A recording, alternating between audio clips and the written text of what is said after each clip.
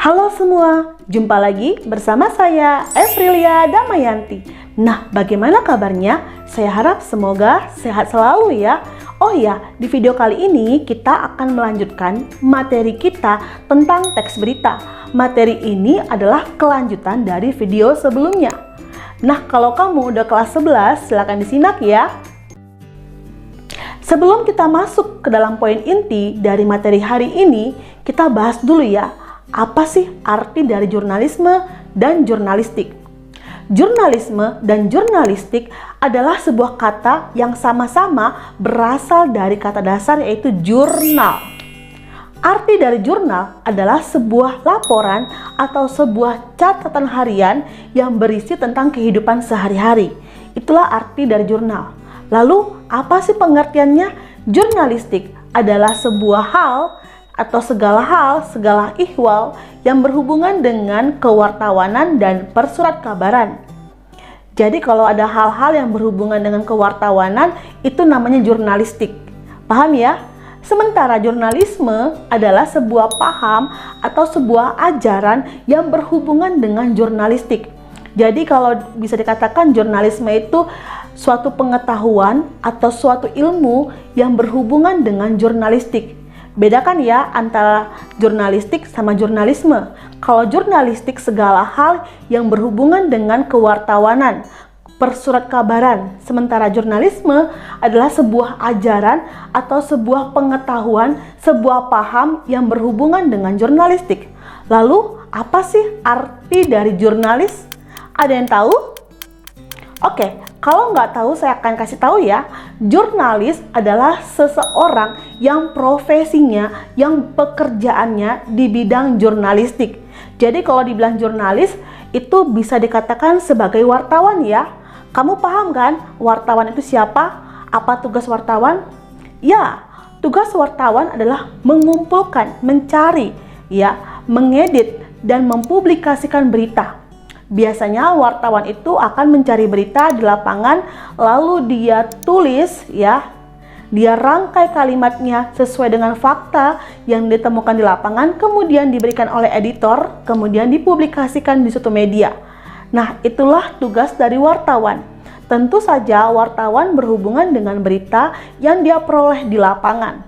Nah, wartawan ini ada hubungannya ya dengan materi kita kali ini. Kenapa? Karena kita berhubungan dengan menulis teks berita. Tentu di sini adalah tugas dari seorang jurnalistik, yaitu seorang wartawan.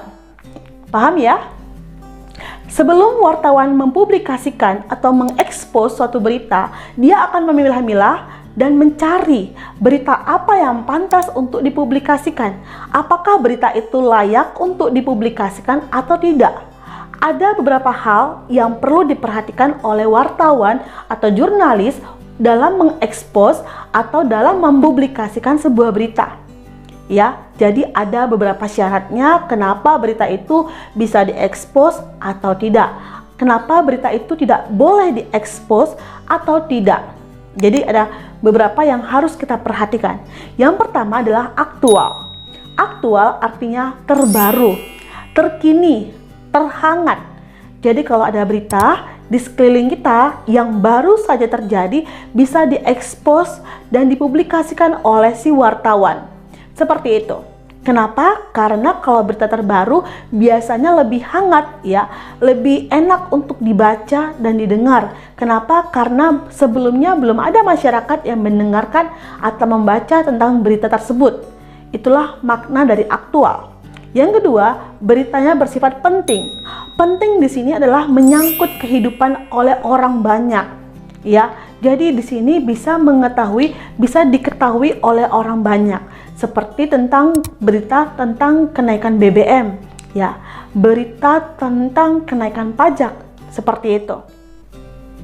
Yang ketiga yaitu berita yang berhubungan dengan kedekatan lokasi. Jadi maksudnya seperti di sini ya. Kalau misalnya kamu tinggal di daerah Batam, nah kalau misalnya ada berita di daerah Batam yang diliput saat itu dan dipublikasikan, maka berita itu akan lebih menarik ketimbang kalau wartawannya mengekspos berita yang ada di Ukraina. Kenapa? Batam lebih enak terjangkau dan lebih dekat. Nah, berita di Batam lebih menarik ketimbang berita peperangan di Ukraina. Seperti itu. Itulah maksud dari kedekatan lokasi. Yang keempat, yaitu berita tentang tokoh atau lembaga yang terkenal. Contohnya seperti ini. Kalau seandainya kamu punya tokoh populer, tokoh artis ya, yang menurut kamu ngefans banget sama dia. Contohnya Raffi Ahmad misalnya. Kalau misalnya Raffi Ahmad ulang tahun, ya lebih menarik ketimbang kita yang ulang tahun. Kenapa? Karena Raffi Ahmad adalah tokoh utama, tokoh terkenal ya, yang udah dikenal oleh kalangan orang banyak. Seperti itu. Walaupun sama-sama temanya tentang ulang tahun, kenapa? Karena Raffi Ahmad adalah orang yang terkenal di kalangannya. Seperti itu. Yang kelima, yaitu berita yang mengandung ekspresi emosional. Artinya adalah sebuah berita yang terjadi bisa mengaduk-ngaduk emosi si pembaca. Ya, seperti itu. Jadi kalau ada suatu kejadian diekspos di sebuah berita ataupun di media, maka kalau berita itu bisa mengaduk-ngaduk pembaca, mengaduk-ngaduk emosi pembaca, maka berita itu akan laku di pasaran. Itu maksudnya. Paham ya? Terakhir, yaitu berita yang terdapat unsur luar biasa. Artinya apa? Berita ini memiliki makna bahwasannya terdapat unsur yang luar biasa di dalamnya. Jadi unik ya, kalau misalnya contohnya seperti ini. Biasanya kan manusia makan ikan nih. Nah, kebalik ini, ikan yang memakan manusia, seperti itu. Jadi kan itu ada unsur luar biasa. Yang biasanya manusia memakan ikan, ini kebalikannya, ikan yang memakan manusia. Itu maksudnya. Jadi inilah 6 syarat di mana seorang jurnalis atau wartawan harus bisa memilah-milah berita mana yang pantas, berita apa yang layak untuk dipublikasikan dengan memperhatikan ke-6 poin tersebut. Jelas ya? Baik, sekian pertemuan kita hari ini ya. Nah, kalau kamu suka dengan video saya kali ini, saya mohon dukungannya untuk like, comment, share, subscribe.